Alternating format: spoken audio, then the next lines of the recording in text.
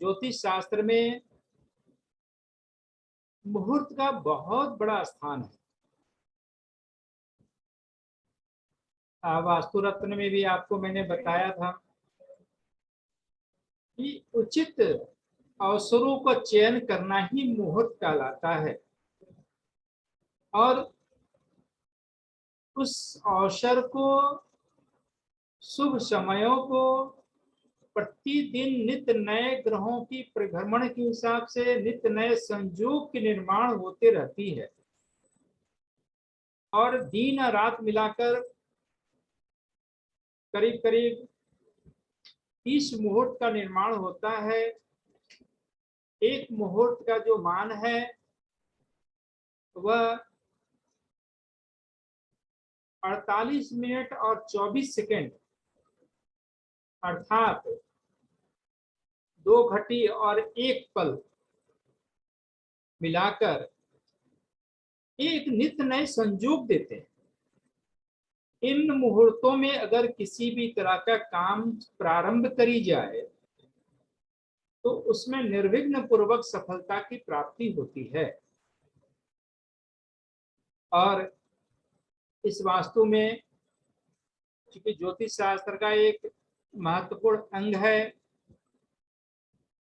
हम जब किसी मकान का, भवन का निर्माण करते हैं, किसी इंडस्ट्री का निर्माण करते हैं या किसी तरह का कॉमर्शियल कॉम्प्लेक्स का निर्माण करते हैं तो उसकी निर्माण की जो प्रारंभिक अवस्था है ऐसे समय में करी जाए, ऐसे शुभ मुहूर्त में करी जाए कि वह निर्विघ्न पूर्वक वह उसका कार्य हो और वह निर्माण हो सके और उसका प्रवेश भी ऐसे शुभ मुहूर्त में की जाए जिससे लंबे समय तक उस स्थान पे बैठ के आदमी जो कार्य करने वाले हैं वो कार्य कर सके, सेवा का लाभ ले सके। आपने वास्तु में पढ़ा था, वास्तु का जो मुख्य उद्देश्य है, खास करके आवासीय वास्तु का, धर्म, अर्थ, काम और मोक्ष की प्राप्ति के उद्देश्य से हम उस पर कार्य करते हैं। लेकिन कॉमर्शियल वास्तु का, व्यवसायिक वास्तु का जो मुख्य उद्देश्य है, ऑब्जेक्टिव्स है, वो है अर्थ की प्राप्ति, धन की प्राप्ति।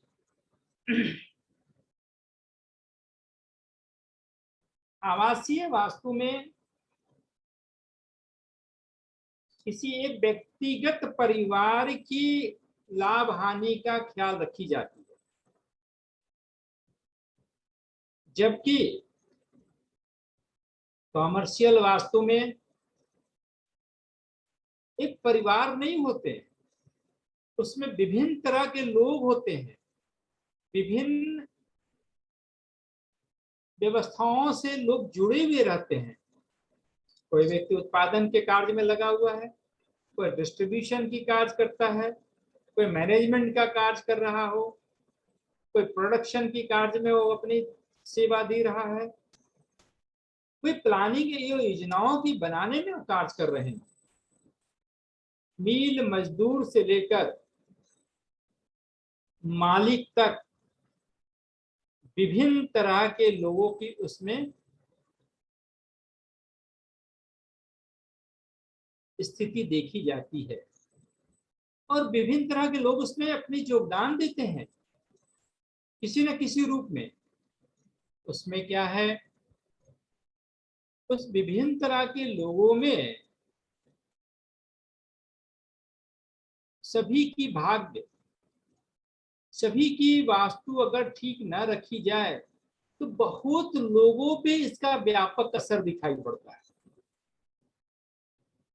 वह किसी एक व्यक्तिगत परिवार में वहां पे रहते थे रेसिडेंशियल वास्तु में, यहाँ पे व्यक्तिगत परिवार नहीं बल्कि एक कलेक्टिव समूह मिलकर के उसकी योगदान, उसके उत्पादन, उसकी वित्त डिस्ट्रीब्यूशन, उसकी प्रॉफिट, उसकी लॉस में सबका एक योगदान होता है।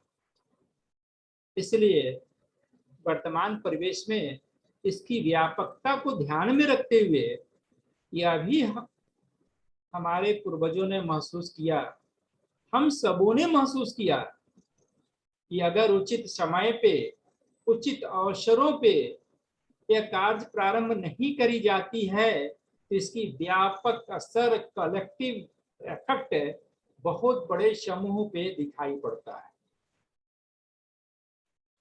इसलिए बहुत संवेदनशीलता की तहत इस कार्य की प्रारंभ के लिए, इसके एस्टेब्लिशमेंट के लिए, सपोज दैट कोई इंडस्ट्री है, मशीन का कैसे शुरुआत करें, किस मुहूर्त में उसकी एस्टेब्लिशमेंट करें, इंस्टॉलेशन करें, ताकि उसकी व्यापक असर, उसमें जितने तरह के लोग कार्य कर रहे हैं सभी पे उसका असर अच्छा से दिखाई पड़े।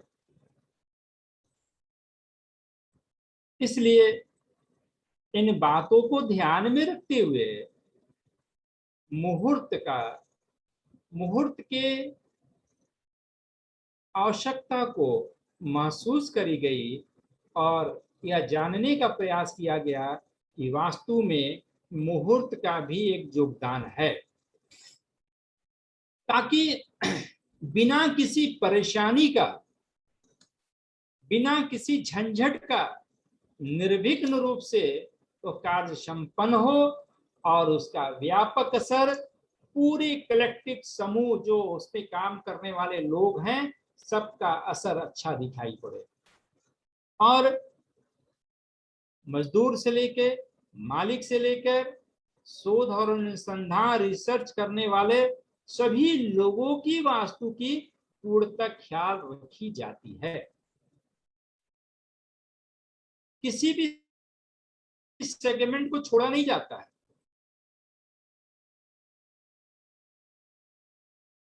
और ये जो मुहूर्त है कुछ खराब भी होते हैं, कुछ अच्छे भी होते हैं। यही अच्छे मुहूर्त को हमें जानना है।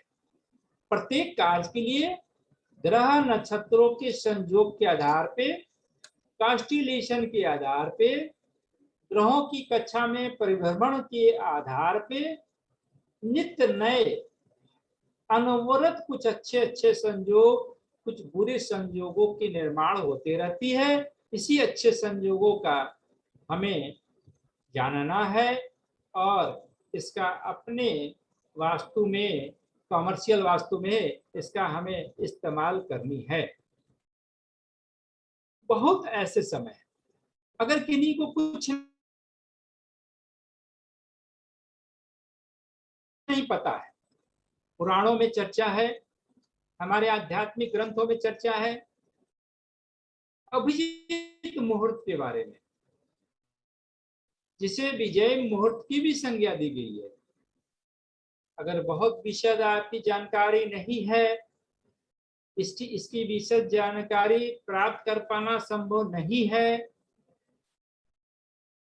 तो प्रत्येक दिन 11:45 से लेकर 12:30 तक का समय ध्यान देंगे।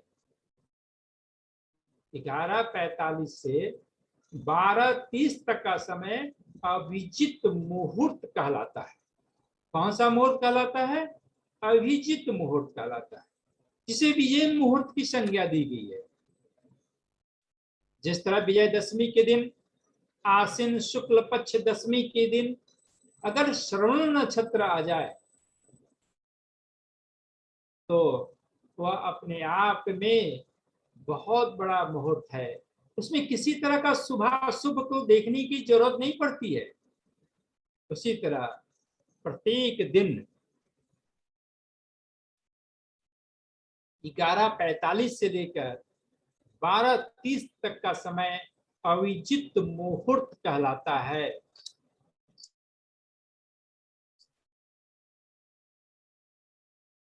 कुछ इसमें भ्रांतियां भी है।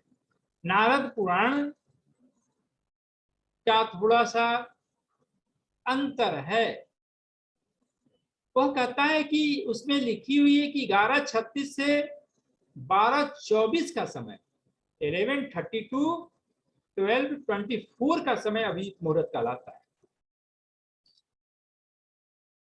अभिजीत मुहूर्त में किए गए सभी कार्य सफल होते हैं। आपको कोई ज्ञान नहीं है, किसी मुहूर्त के बारे में जानकारी नहीं है, तो आप अभिजीत मुहूर्त का सिलेक्शन करें और उस वक्त अपने कार्यों की शुरुआत करें, कार्यों का प्रारंभ करें। निश्चित उस समय की कार्य की अच्छी रिजल्ट हमें प्राप्त होती है। इसके लिए किसी भी तरह का अन्य विचारों की आवश्यकता नहीं पड़ती है।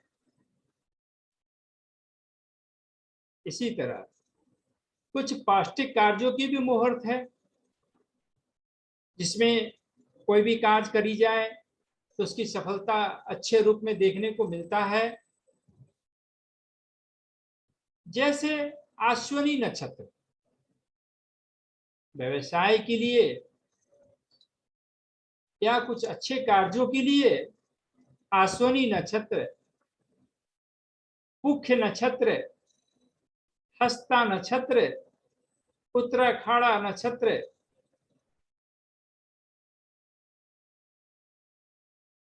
उत्तरा फागुनी, उत्तरा भाद्रपद, रोहिणी, ये सारे नक्षत्र जो है, रेवती, श्रवण, धनिष्ठा, शतभिषा, पुनर्वसु, स्वाति, अनुराधा और मघा,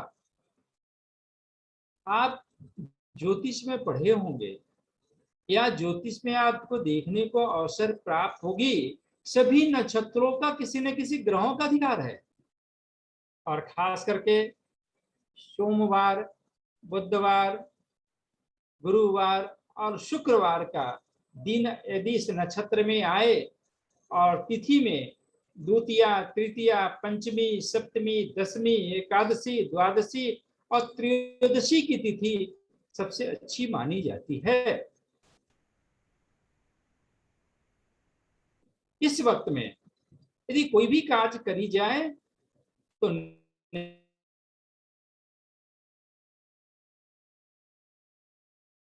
निर्विघ्न रूप से कार्यों की सफलता, इंडस्ट्रियल कॉम्प्लेक्स की निर्माण करी जाए, इसी तरह कमर्शियल यूनिट की निर्माण करी जाए तो उसकी निश्चित सफलता की संभावना दिखाई पड़ता है। रवि पुख, गुरु पुख, जिस दिन रविवार के हो और पुख नक्षत्र आए या गुरुवार का दिन हो, उसमें पुख नक्षत्र की स्थिति बन रही हो, वो भी अपने आप में सामर्थ्यवान होता है। उस वक्त अगर कोई कार्य करी जाए तो उसमें पूर्णतः सफलता की संभावना बन जाती है। और ग्रहों में खास करके गृह आरंभ के समय, चाहे इंडस्ट्रियल कार्य हो, कमर्शियल हो, ऑफिस हो, किसी तरह का जो गृह आरंभ हम करते हैं, उसके निर्माण की प्रथम जो अवस्था है, उसे भी अच्छे मुहूर्त में उसे हमें इस्तेमाल करनी है, तभी उसकी सफलता निर्विघ्न संपन्न होती है। इसके अलग हमें उनकी जन्मपत्रियों का भी ध्यान रखना चाहिए।